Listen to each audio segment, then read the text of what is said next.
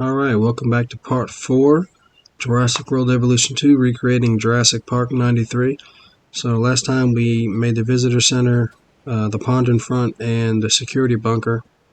Now what we're going to try to do is figure out how we're going to set the park up and make the Raptor fence and try to make the maintenance shed, which, again, I was going through all the buildings to try to find out what would look the best, so I kind of cycle through, look at them, turn them around, different angles, trying to see what they would look like. And nothing, unfortunately, nothing really matches the maintenance shed that we got as like the security building in Jurassic World Evolution 1. So I cycle through and try to check and see what I think looks the best, but in the end, I end up, I think, just using another one of the security bunkers for the maintenance shed. And again, like I said in part 3, what I end up doing, even though I'd like to put it behind the visitor center because I feel like that's where it should go for some reason, going by the movie and how they walk out of the security bunker and then walk down past the Raptor pen to get to the maintenance shed, that's how I end up kind of setting it up, because that's where the movie sort of shows it being.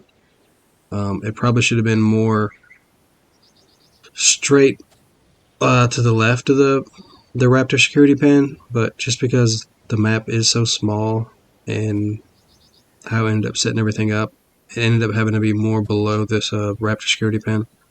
But you'll see that as I get into it.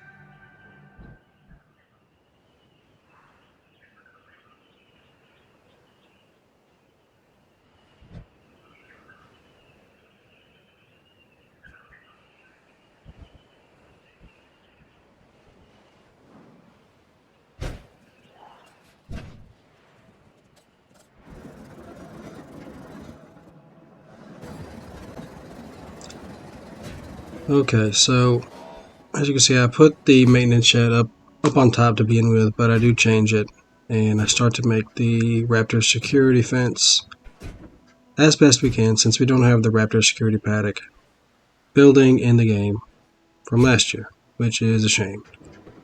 Like I said, hopefully they're going to add that stuff back in, but with the way it stands, this is what I kind of did in Jurassic World Evolution 1 before we got the Return to Jurassic Park content. I just kind of used a hatchery as part of the Raptor pen, kind of gives that look to it, and then just put a fence in front of it. And then we just try to level it out and spruce it up a little bit, and add the sand and try to add the hills behind the security fence, since that's kind of how it looked in the movie. So again, this footage is sped up a little bit faster than my other ones because this was a much longer video that I recorded built in this part. I had to try to flatten and level the land out around here. It was all kind of messed up, so I had to do that first. And that is one thing I can say. The game's terrain tools, they do work better, I think, in this game than they did in the last game. They're nowhere near as bad or as frustrating as Jurassic World Evolution 1. Same with placing things as far as like the hitboxes go and stuff. I mean, there's still some things you can't put. There's still, you still get the error obstructed thing, but for the most part, things work a little bit better. So that's one good thing we can say about Jurassic World Evolution 2. And again, it's just toiling through the limitations, guys. That's pretty much what it is. Because it would have been so simple for them just to include the Raptor security pen, and it would have taken up a lot less room But instead, if you try to make something that's kind of resembles the movie, you have to do something like this, because there really isn't much else you can do. All you can really do is put a fence up.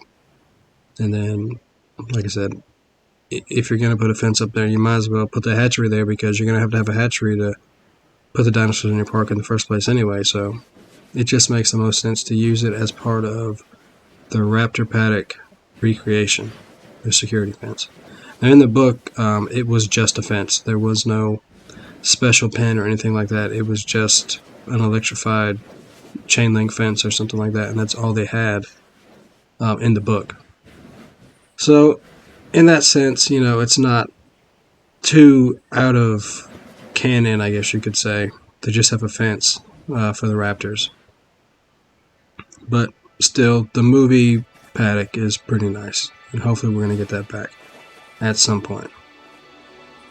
So as you can see, when they come out in the movie, you have all the sand, and you can see the dinosaur footprints and everything.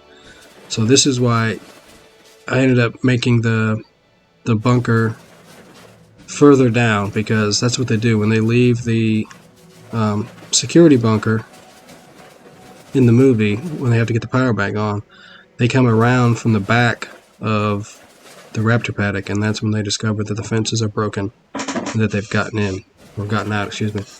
So that's what I end up doing here. So at this point, we're just kind of fleshing things out a little bit, trying to make it look a little bit nicer by adding the trees. Trees always help. And then we got to figure out how we're going to set up the little pathway for the maintenance shed. And we're going to use the dirt tool again, some of the sand, and I try to put in the little puddle that Ellie has to jump over when she's getting to the maintenance shed. And it looks alright. Like I said, we can only do so much, but either way, it's always fun trying to recreate Jurassic Park. No matter how many times I do it, or different ways that I do it, it's still fun to do, regardless. And I think I ended up putting it in backwards, and actually it looked kind of good that way, surprisingly, I thought. I didn't even realize I had put it in backwards when I did it until afterwards, and then I was like, well, it actually looks good that way, and at least it does have a different look if you were to drive up to it or use the camera to go up to it after the fact than the security bunker. So it all worked out, and that wasn't even planned. So we have the bunker, and they do have doors in the back, so like I said, it actually worked out pretty well. And I try to make a little bit of the fence because there's a fence in front of it.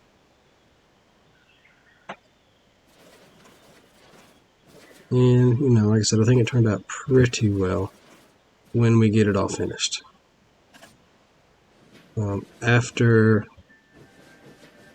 we get this set up, along with a small little bit of an opening, which is to recreate where Muldoon would go off into the jungle to face the raptors that are hunting him, where he gets killed. After we get this finished, then I just kind of move up into creating some infrastructure. Even though power is unlimited, but you still can't use it without a path connection, I do make a power station, and then I just flesh out the other buildings out behind the visitor center. So they're kind of like a secret area in the park where all the rangers are and the infrastructure is that you don't normally see, but it is close by. And then we have all the rest of the map space to build out the dinosaur paddocks and figure out how we're going to do the tour.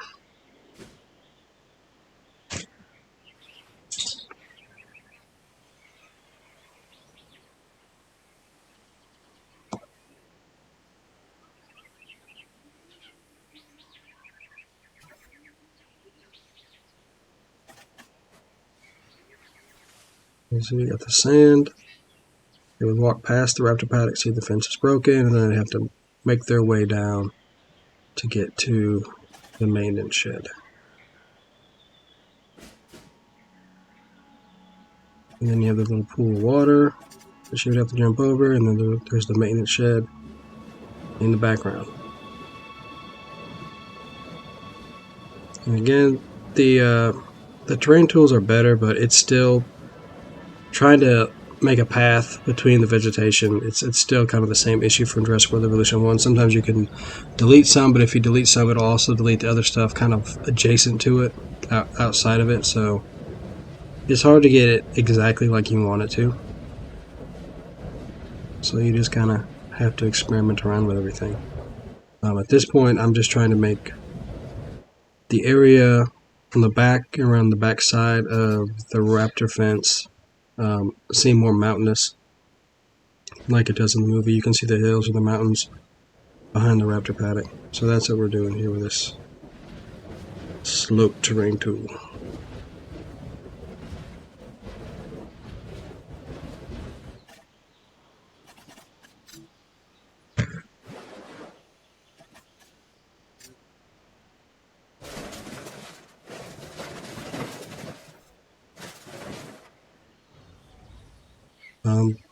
Then when I was getting into how I wanted it to look, you can't simulate the Raptor security pen where you're overlooking from a higher spot. But I did what I could, so what I figured I would just try to lower the terrain in the middle and put the trees in there, so that way if you were standing at the fence on the path, it would look like you're looking down, kind of like the Raptor security pen where you're on the rails on top from the stairs and you're looking down in the Raptor paddock. So I just lower the terrain down a little bit to try to give it that look.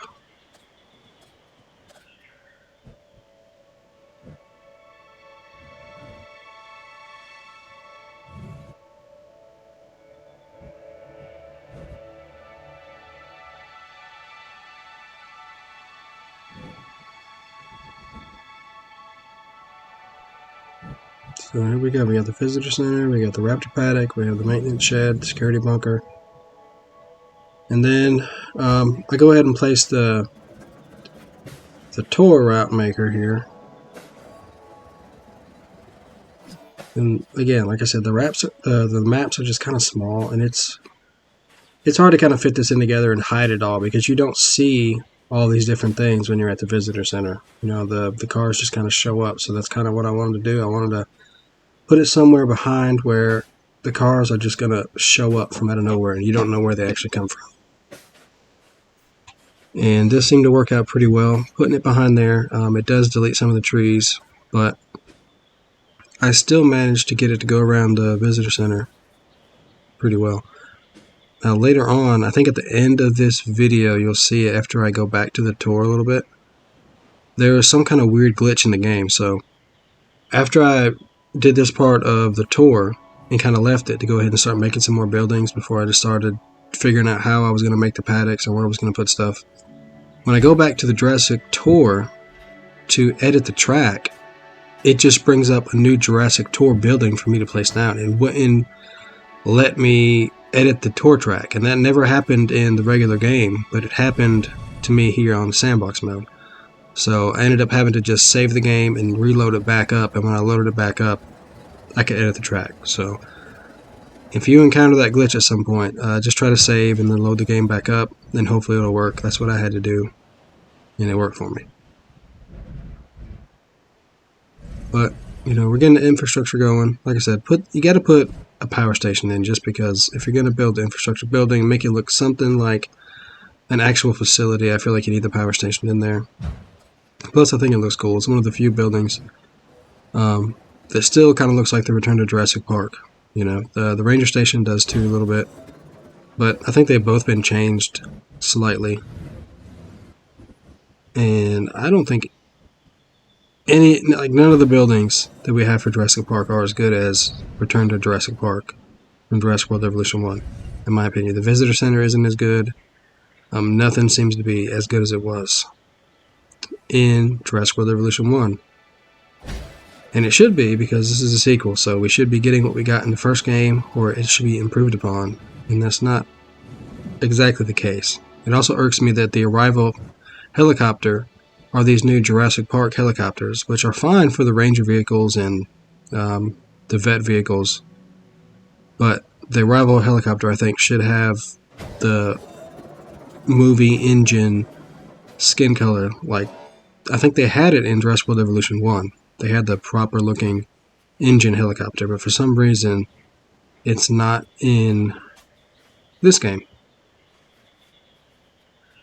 So it's just something you're going to have to get over, I guess, until they fix it or add the old content back into this one. If you're on PC, I'm sure people are going to mod all of these things and everything is going to be fixed. I'm playing on an Xbox. Last year, I had it on the Xbox and ended up getting PC too so I could get the mods. So I ended up buying that game twice, and unfortunately, because there's no easy way just to unlock everything, I mean, maybe there was, you could take somebody else's save, but ended up having to play the entire game twice on Xbox and PC last year. Hopefully, I'm not going to have to do that again. Hopefully, they'll add more content in, give us more skins, more variety, more buildings, and I won't feel the need to buy the game twice just to get mods on PC. I know PCs, the mods are great, and they can be really incredible, but I still prefer the convenience of a console. I'm lazy that way. So, I think it's a staff center here, along with another ranger outpost. I thought about putting the ranger outpost by the helipad, but decided against it. But I could always go and add that back. But this is the infrastructure we have. The park is starting to come along. Everything looking pretty decent, pretty halfway decent. And the next part, we're going to go and I'm going to spruce things up a little bit. We're going to add decorations and we're kind of going to get a start on the tour and making the dinosaur paddocks to start getting things underway and looking pretty good. So I'm going to stop talking, play the rest of this thing out on a slower speed for the next few minutes.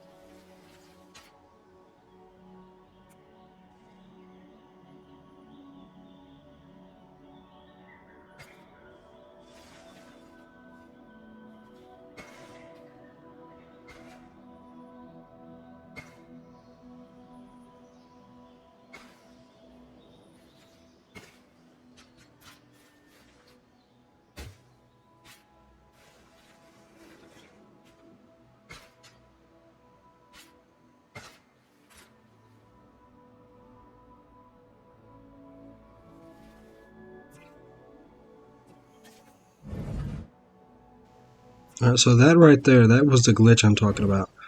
I wanted to edit the track, and it kept giving me a new building. You could do a building, you could do a park tour, or a camera spot, or a gate, but it wouldn't let you edit the track for some reason. So I don't know what's up with that glitch. But like I said, I ended up having to just save the game and then load it back up to fix it. But I kept thinking I was doing something wrong, and I was like, what in the heck is going on? Why is edit track not working? Of course, when you put this much time into something, this kind of thing freaks you out, because then you think, okay, now I did all this work, and now is the game going to glitch out on me, and I'm not going to be able to complete it? Which means I would have wasted hours of my life. Which technically I'm doing that anyway, but even more so, I would have wasted hours of my life. So, saved it, and then load it back in, and it ends up working whenever we load it back in. So first I just tried saving it to see if it fixed it, and that would not fix it. So you eventually just have to load the game back in to get it to work.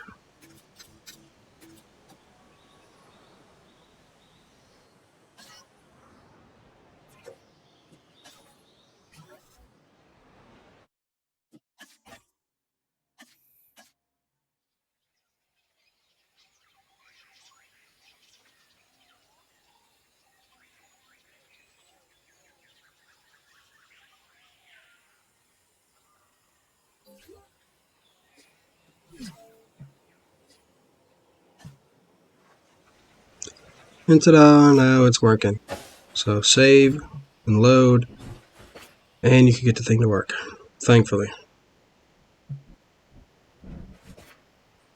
So we're finally able to get the tour track to cross the main path that we're going to need to bring power to the tour track. Again, all the paths being needed to power stuff, same as the last game, is annoying. But you gotta do what you gotta do. There's nothing that you can do with it. And this is gonna end this part of the build. And when we come back next time, we're gonna start to build, I believe, the Brachiosaurus paddock, and start to work on the rest of the paddocks and the tour routes. And I think I did a lot of, I can't remember now. It's either Brachiosaurus paddock next, and it might be included in it, or I'm going to do some more sprucing up of the park and the decorations and everything. So we'll see. Stay tuned.